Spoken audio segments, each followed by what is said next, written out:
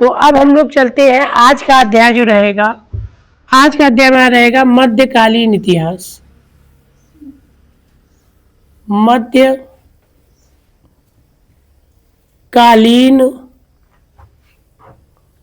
भारतीय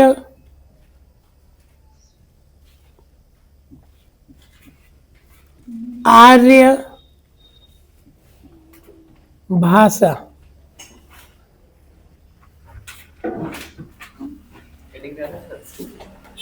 आज का टॉपिक रहेगा बच्चों मध्यकालीन भारतीय आर्य भाषा।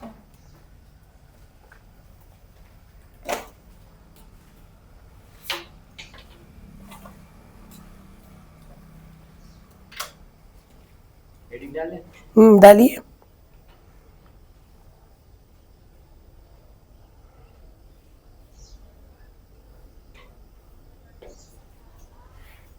हो गया बच्चों? अच्छा, जैसे ही संस्कृत का समय खत्म हुआ, ठीक है, यानी हमारे प्राचीन इतिहास आर्य भाषा का इतिहास खत्म हुआ, तो कौन सा आ गया? भारतीय प्राचीन भारतीय मध्यकालीन भारतीय आर्य भाषा, है ना। इसका समय सीमा पूछता है कि इसकी समय सीमा क्या है, तो जहां पे वो खत्म हुआ होगा वहीं से क्या होगा? शुरू होगा। तो इसकी समय सीमा है बच्चों 500 ईसा पूर्व से, 500 ईसा पूर्व से, और ये जाएगा 1000 ईस्वी तक, ठीक है। 1000 ईस्वी, इसे लीप ईस्वी भी कहते हैं, है ना। ये आपका समय सीमा है। मध्यकालीन भारतीय आर्य भाषा की समय सीमा क्या हो गई? से 1000, ठीक। अब इसके अंतर्गत 3 भाषाएं आती हैं। कितनी भाषाएं आती हैं? 3। इसके अंतर्गत जो है हमारी 3 भाषाएं आती हैं। कितनी भाषाएं? 3, ठीक। पहले को हम लोग पाली कहते हैं। क्या कहते हैं बच्चों? पाली। दूसरे को हम प्राकृत कहते हैं। क्या कहते हैं? प्राकृत। और तीसरे को हम लोग अपभ्रंश कहते हैं। क्या कहते हैं? अपभ्रंश। अपभ्रंश को हम लोग अवहट्ट भी कहते हैं। क्या कहते हैं? अवहट्ट, ठीक। पाली को हम लोग मागधी भी कहते हैं। क्या कहते हैं?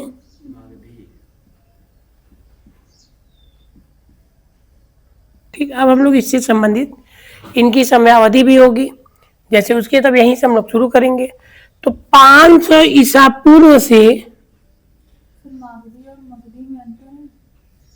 मगधी वर्तनी में गलत हुआ भैया, मागधी होता है, मगधी नहीं होता है। 500 ईसा पूर्व से इसका समय हुआ शुरू, और ये आपका गया कहाँ तक पता है? 1 ली ईस्वी तक। लीप वर्ष जो हम लोग का शुरू हुआ, लीप वर्ष मतलब ईसा मसीह ने जन्म ले लिया, हमारा लीप ईस्वी वर्ष शुरू हो गया, और ये हो जाएगा 1000। क्या था? बिल्कुल कह सकते हो, ठीक है। ये हो जाएगा 1 ली ईस्वी से, 1 ली ईस्वी से ये आपका जाएगा बच्चों कहाँ तक? 500 ईस्वी तक, ठीक। यहां पे आएंगे तो क्या कहेंगे? 500 ईस्वी से कहां तक जाएंगे? 1000 ईस्वी तक का जो समय था वो हमारा किसका हो गया? अपभ्रंश का।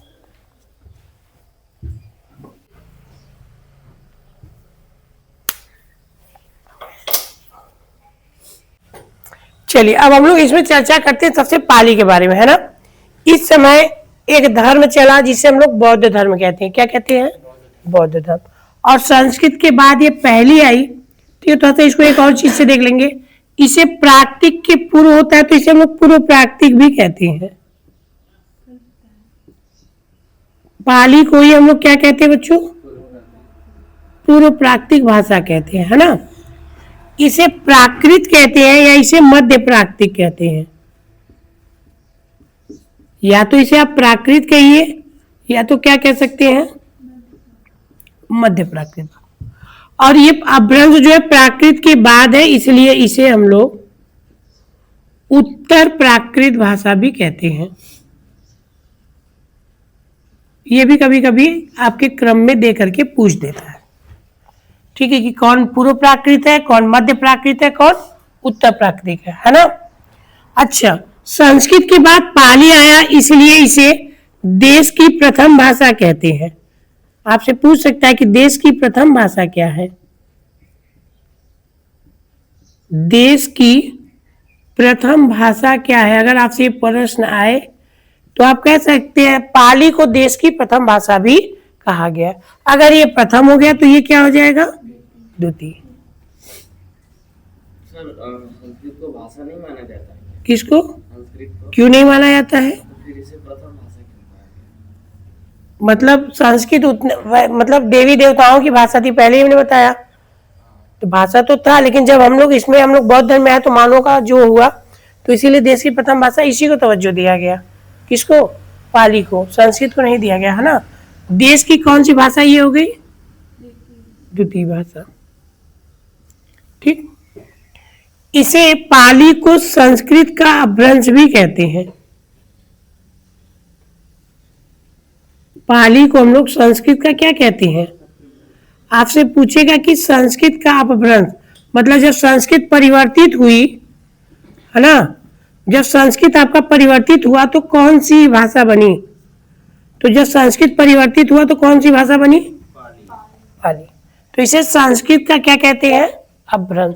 इस समय एक धर्म चला जिसे हम बौद्ध धर्म कहते हैं। क्या कहते हैं, बौद्ध धर्म। तो इसे हम लोग बौद्ध धर्म की भाषा भी कहते हैं, ठीक है, बौद्ध धर्म की भाषा,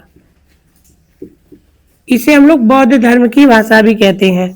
और यहाँ तक कि इस समय गौतम बुद्ध का, तो इसे गौतम बुद्ध की भाषा भी कहते हैं, ठीक है, गौतम बुद्ध की भाषा भी इसे हम लोग कहते हैं, गौतम बुद्ध की भाषा। ये आपसे इससे जुड़े हो गए। अच्छा, जब ये संस्कृत का अपभ्रंश हुआ तो प्राकृत किसका अपभ्रंश होगा बच्चों, तो यहां लिख सकते हैं हम लोग पाली का अपभ्रंश, पाली का अपभ्रंश, ठीक। पाली का अपभ्रंश, ये बौद्ध धर्म की भाषा है तो ये जैन धर्म की है। कौन से, जैन धर्म की। तो इसे जैन धर्म की भाषा कहते हैं। और इस समय महावीर स्वामी का समय था, इसलिए इसे महावीर स्वामी की भाषा भी कहते हैं, महावीर स्वामी की भाषा,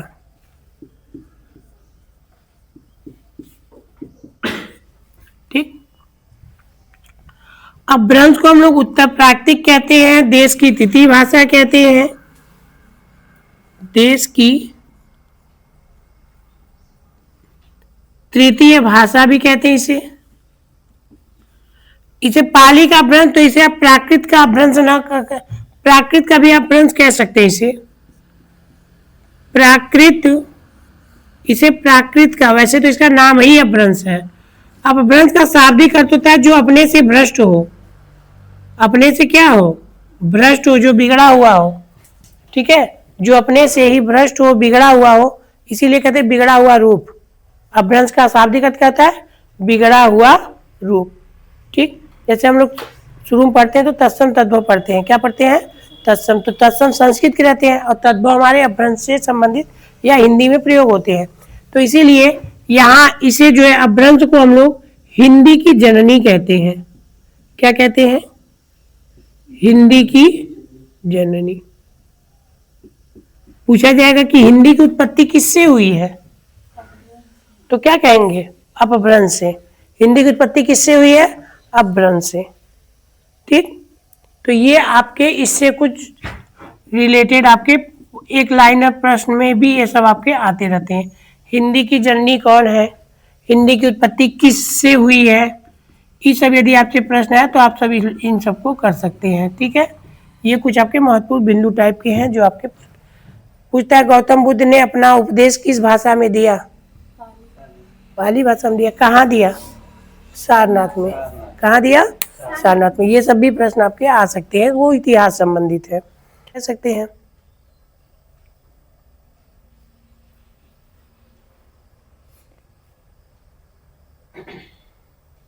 इसे हम लोग संक्रमणकालीन या संक्रांतिकालीन हिंदी भी कहते हैं। किसको? अपभ्रंश को। इसे हम लोग संक्रमणकालीन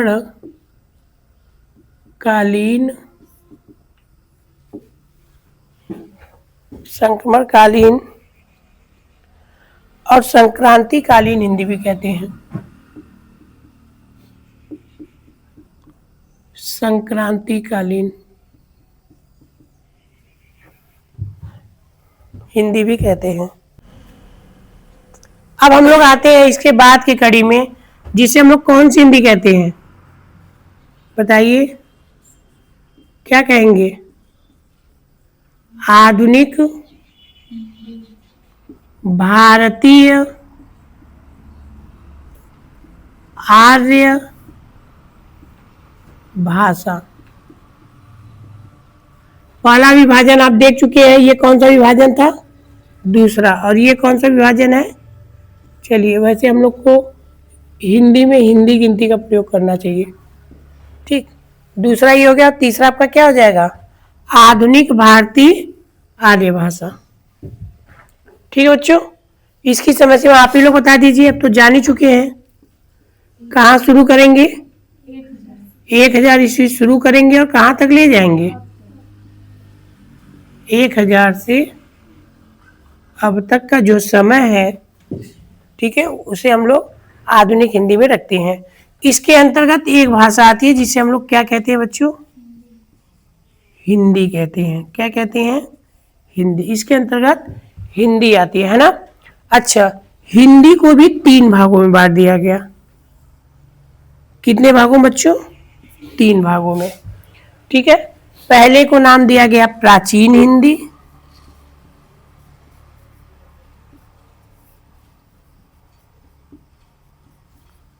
दूसरे को क्या कहेंगे?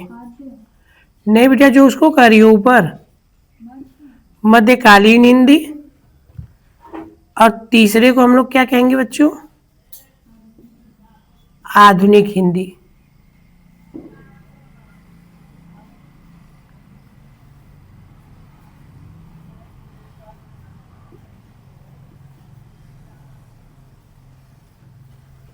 आधुनिक हिंदी। ठीक, अच्छा, समय सीमा की बात कर लेते हैं, तो उसी में से हम लोग डिवाइड करेंगे। तो 1000 से 1400 तक जाएंगी। कहाँ तक? 1000 ईस्वी से कहाँ तक? 1400 ईस्वी तक। तो उसे हम लोग कौन सी हिंदी कहेंगे? प्राचीन हिंदी। इसे आप लोग आदिकाल भी कहते हो। क्या कहते हो बच्चों? आदिकाल। आदिकाल, वीर गाथा काल, चारण काल, सामंत काल, सिद्ध सामंत काल, बहुत सारे नाम हैं इसके। तो हम लोग इसको यहाँ पे इसको किस नाम से जानते हैं? आदिकाल। ठीक है, इसकी समय सीमा कितनी हो जाएगी आप ही लोग बताइए?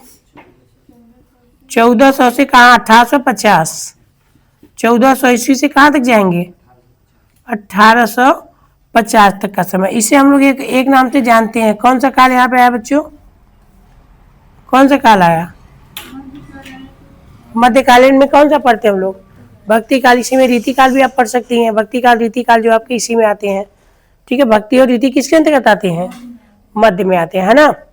और प्राचीन में कौन सा काल आता है? आदिकाल आता है।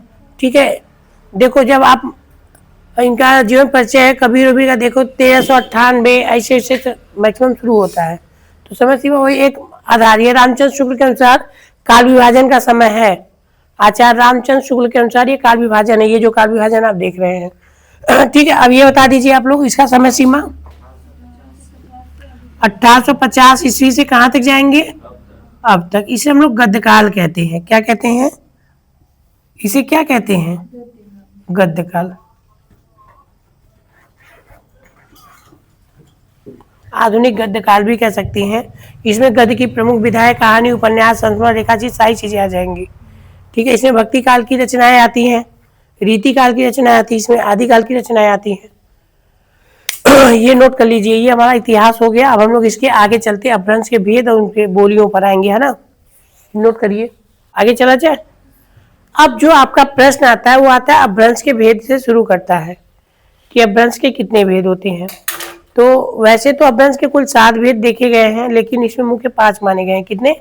5, क्योंकि कुछ अपभ्रंश ऐसे हैं जो आपके, ठीक है, स्वर श्रेणी से प्रभावित है, तो जो प्रभावित है उनको भी स्वर श्रेणी में रख दिया गया। तो पहले हम लोग देखेंगे अपभ्रंश के भेद में कौन कौन से हैं। तो अगली हेडिंग हमारी होगी अपभ्रंश।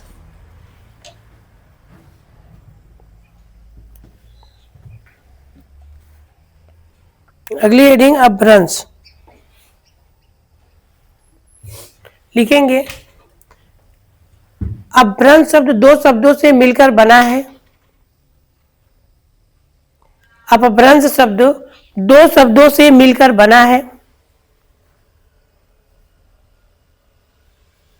अपधन भ्रंश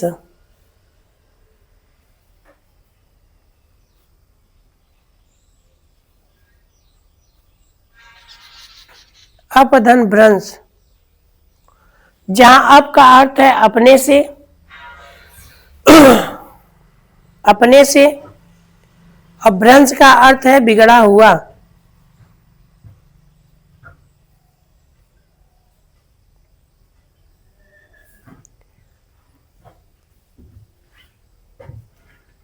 अर्थात जो अपने से ही बिगड़ा हुआ हो, अर्थात जो अपने से बिगड़ा हुआ हो उसे अपभ्रंश कहते हैं।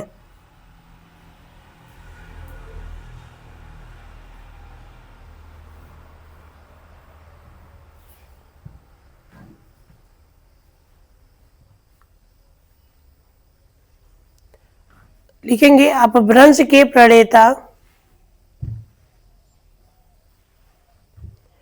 अपभ्रंश के प्रणेता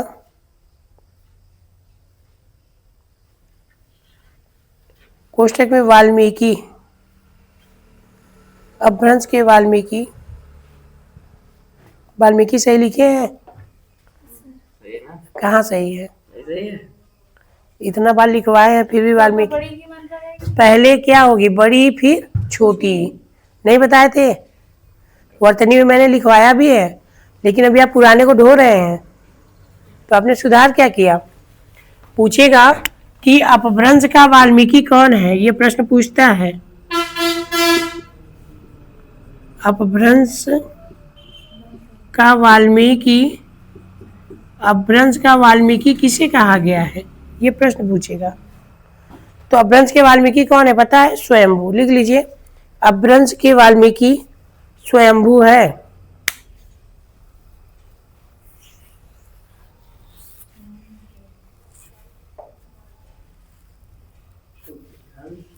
अपभ्रंश के वाल्मीकि स्वयंभू है।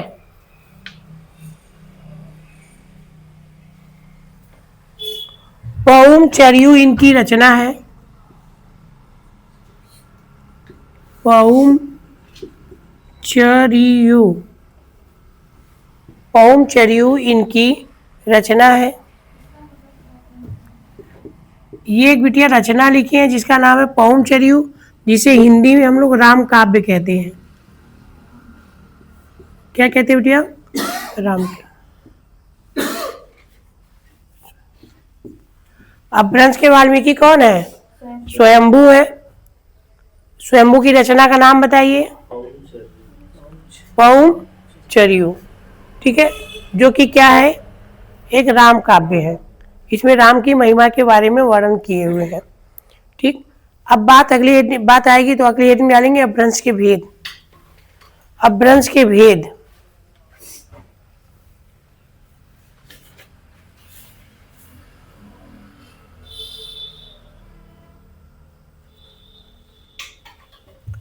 अपभ्रंश के भेद की बात कर ले बच्चों हम लोग, क्योंकि अपभ्रंश से हमारी हिंदी की उत्पत्ति हुई है ना? हिंदी की जननी कौन है? अपभ्रंश है। अपभ्रंश के भेद की बात करें तो पहले नंबर पे आता है सौर सेनी अपभ्रंश। कौन सा? सौर सेनी। सौर सेनी के बाद आपका आता है, ठीक है, अर्धमागधी। क्या आता है बच्चों? अर्धमागधी। अर्धमागधी के बाद तीसरे नंबर पे आपका आता है मागधी। क्या आता है? मागधी। मागधी के बाद आपका आता है खस। खस के बाद आपका आता है ब्रांचड़। क्या आता है? ब्रांचर। ब्रांचर के बाद आता है आप लोगों का पैसाची। क्या आता है? पैसाची। पैसाची के बाद आपका आता है महाराष्ट्री। क्या आता है? महाराष्ट्री। तो ये आपके अपभ्रंश के क्या है? भेद है। किसके भेद है? अपभ्रंश के, जिसमें कि ये जो खस और ब्रांचर है ये सौरसेनी से प्रभावित है। किससे प्रभावित है? खस और ब्रांचर किससे प्रभावित है? सौरसेनी से। इसको यहाँ न लिख करके हम लोग इधर यहाँ पे दोनों को ऐसे करके ये एरो बना के यहाँ लिख देते हैं। ठीक है, कहेंगे ये जो है किससे प्रभावित है बच्चों? सौरसेनी से। सौरसेनी से प्रभावित। किससे प्रभावित है? सौरसेनी से। कौन दोनों? खस और ब्रांचर। तो खस और ब्रांचर भी सौरसेनी से प्रभावित है, इसीलिए इनकी संख्या 5 मानी गई है। कितनी मानी गई है? 5। तो कौन कौन से? सौरसेनी, अर्धमागधी, मागधी, पैसाची और महाराष्ट्री। ये आपके अपभ्रंश के भेद हैं। इतनी बातें स्पष्ट हुआ? अब इन्हीं अपभ्रंशों से, ठीक है, जो सौरसेनी के अपभ्रंश है अर्धमागधी, इनसे कुछ भाषाएं निकली। क्या निकली? भाषाएं, जिसे भाषाएं या उपभाषाएं भी कह सकते हैं। ठीक है। अच्छा, भाषाएं और भाषाएं में क्या अंतर है? ठीक है, इसके अंतर्गत सौरसेनी से प्रभावित कुछ भाषाएं आई और कुछ क्या आई? भाषाएं आई और क्या आई बच्चों? उपभाषाएं। अच्छा, जिन भाषाओं के अंतर्गत कुछ और भी भाषाएं आती हैं, जिस भाषा के अंतर्गत कुछ और भी, जैसे हम लोग कहते हैं विशेषण का उपभेद, प्रविशेषण कहते हैं ना। जैसे हम लोग संज्ञा की भेद की बात करते हैं तो कहते हैं कि तीन भेद होते हैं। कितने भेद होते हैं? 3। व्यक्तिवाचक, जातिवाचक और भाववाचक। जबकि जातिवाचक के उपभेद भी हैं, जिसे में 2 और हम लोग पढ़ लेते हैं, जिसे द्रव्यवाचक और समूहवाचक कहते हैं। तो ये उनके उपभेद में है, लेकिन भेद में हम लोग गिनते हैं, मतलब भेद कहीं कहीं 3 और कहीं कहीं 5, लेकिन मुख्य भेद कितने थे? 3, और वैसे कितने हैं? 5। तो जो 5 आपके हो, तो अब जैसे हम लोग तत्पुरुष समास पढ़ते हैं, तो तत्पुरुष समास में कहते हैं कि उत्तर पद की प्रधानता होती है, मतलब दूसरे पद की। किस पद की? दूसरे। उदाहरण स्वरूप मान लीजिए, जैसे ये कैसे पता चलेगा उत्तर पद है? जैसे ये सेना है और ये पति है, 2 पद है, मिलाकर के क्या हो गया? सेनापति। अब आप हमको ये बताइए, यहाँ पे आपको सेना दिखाई दे रहा है कि जो उसके मालिक है, स्वामी है, वो दिखाई दे रहा है? अब जैसे दूसरा उदाहरण ले लीजिए, जैसे राजा, कहते हैं राजा का पुत्र, ठीक, तो क्या कहते हैं? राजपुत्र। यहाँ आपको राजा दिखाई देते हैं कि पुत्र दिखाई देते हैं? नहीं बेटा, दोनों पद नहीं प्रधान है, उत्तर पद की प्रधानता होती है। इसमें आपको राजा नहीं दिखेगा, उनके पुत्र दिखेंगे। उससे यही तो अंतर है। आप दोनों पदों की प्रधानता मानता पिता होता है, जहां दोनों पद प्रधान हो। हाँ, तो बीच में और लगा हुआ है। रात दिन को कह सकते हो कि ये दोनों पदों की प्रधानता है, लेकिन इसे आप दोनों पद की प्रधानता नहीं कह सकते हो। जहां दोनों पदों के बीच में कारक चिन्ह छुपे हो, तो यहाँ पे कारक चिन्ह कहाँ छुपा हुआ है ना, और दूसरे पद की प्रधानता होती है। अच्छा, मैं यदि कहूं पाकेट मार, तो कहेंगे पाकेट को मारने वाला, तो यहाँ पाकेट उस समय दिखेगा कि जो मारने वाला पकड़ा गया वो दिख रहा है, मारने वाला दिख रहा है, तो उत्तर पद की प्रधानता हुई बिटिया ना। तो जहां उत्तर पद की प्रधानता होती है, तो तत्पुरुष समास के भेद के अंतर्गत उपभेद भी होते हैं, और उपभेद में कर्मधारय आते हैं, दिगु आते हैं। कर्मधारय और जो दिगु है, इसमें भी दूसरे पद की प्रधानता होती है। एक में विशेषण विशेष की बात करता है, एक में संख्यावाचक विशेषण की बात करता है। अब जैसे यहाँ पे नीला और गाय, तो यहाँ पे किससे मतलब है? हमें गाय से, नीले रंग से नहीं। तो यहाँ विशेषण विशेष की बात करता है। ठीक है। इसी तरह नवरात्र, संख्या 9 की नहीं, रात्रि की बात करेंगे। चौराहा की बात, यहाँ तो वहां पे दिगु, तो दिगु और कर्मधारय जो है वो तत्पुरुष के उपभेद है। क्या है?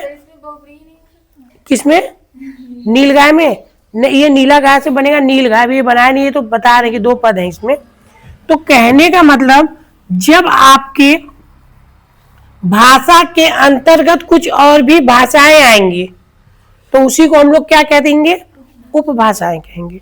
तो अब हम ये देखेंगे कि सौरसेनी के अंतर्गत कौन कौन सी भाषाएं आती है या उपभाषाएं आती है। अब इस पे चर्चा किया जाएगा। ठीक, पूछेगा कि सौरसेनी अपभ्रंश से कौन कौन सी भाषाएं प्रभावित है, ऐसे प्रश्न आएगा। सौरसेनी अपभ्रंश से कौन कौन सी भाषाएं प्रभावित है। ठीक है, आपसे पूछ सकता है कि उपभाषाओं की संख्या कितनी है, कितनी है? 5। अब पांचों यही सौरसेनी तो ना होगा, और से भी हो सकते हैं, अर्धमागधी सकता है, मागधी से, खस से, किसी से भी हो सकता है। तो ये हम लोग देखेंगे। तो बात होती है भाषाएं की, किसकी? भाषाएं।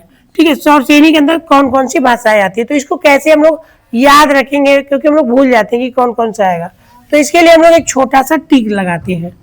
ठीक है, ट्रिक क्या है सौरसेनी अपभ्रंश का? कहते हैं, सौरसेनी का ध्यान रखिएगा, सौरसेनी का ट्रिक बता रहे हैं ना। पश्चिम के राजा, किस दिशा के राजा? पश्चिम के राजा, ठीक है, गुजारा करे सौर से। पश्चिम के राजा गुजारा करे कहां? सौर से, या शौक से भी कह सकते हो। ये छोटा सा ट्रिक है, पश्चिम के राजा गुजारा करे सौर से। इसका मतलब क्या है? देखिए, ये जो पश्चिमी है यही उपभाषा या भाषा में आ जाएगा पश्चिमी हिंदी। कौन सी हिंदी? पश्चिमी हिंदी। राजा से मतलब राजस्थानी हिंदी। कौन सी हिंदी? राजस्थानी हिंदी। और गुजारा से मतलब गुजराती हिंदी। मतलब तीन भाषाएं आपकी किससे प्रभावित हैं? सौरसेनी अपभ्रंश से। कौन कौन सी? पश्चिमी हिंदी, राजस्थानी हिंदी और गुजराती हिंदी। ये छोटा सा ट्रिक याद रखेंगे, जल्दी भूलेंगे नहीं। इनमें से पूरे गुजरात राज्य में क्या बोली जाती है? गुजराती बोली जाती है। क्या बोली जाती है? गुजराती। तो गुजराती भाषा हो गया। क्या हो गया? भाषा।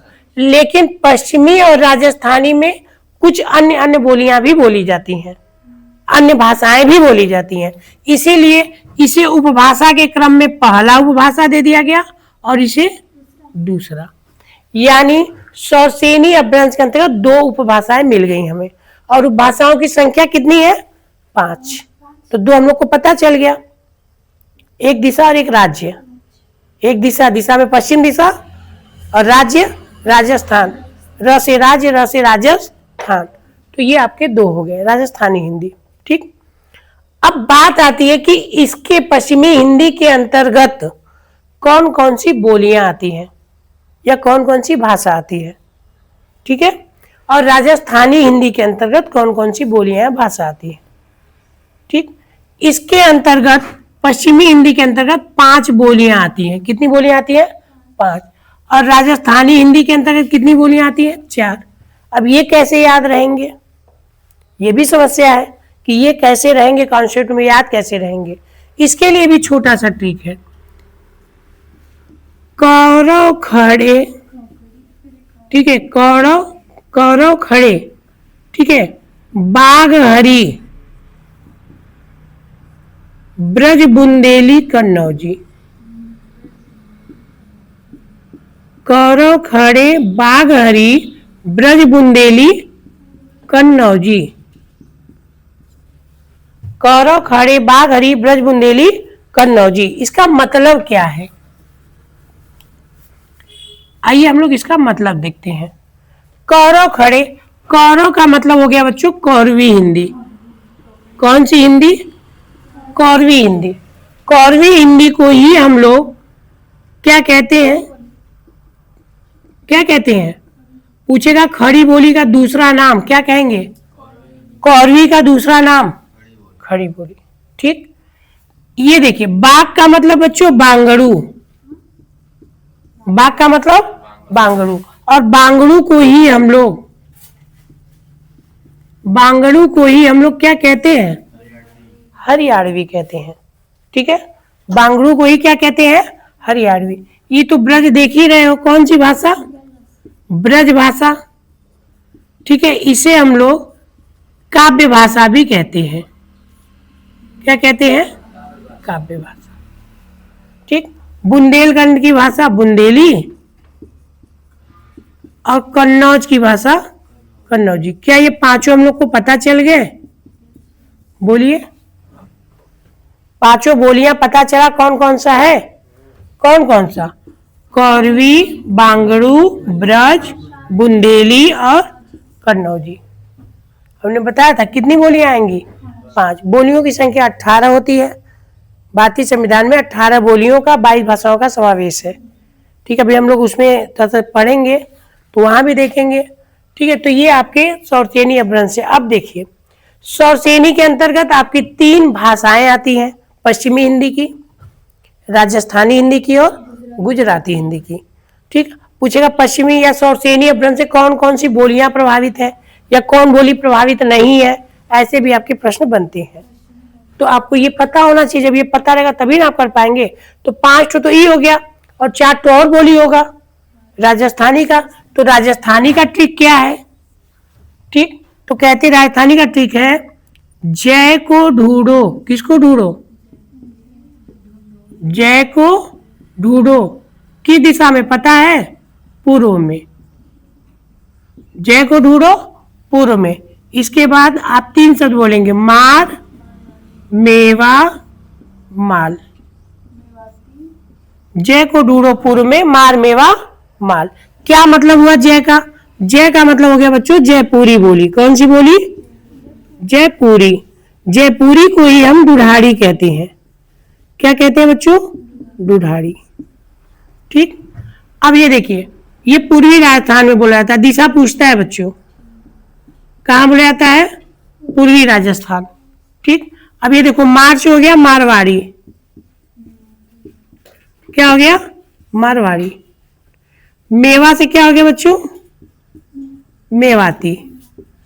ठीक है, और माल से हो गया क्या, क्या हो गया बताइए, मालवी, मालवी।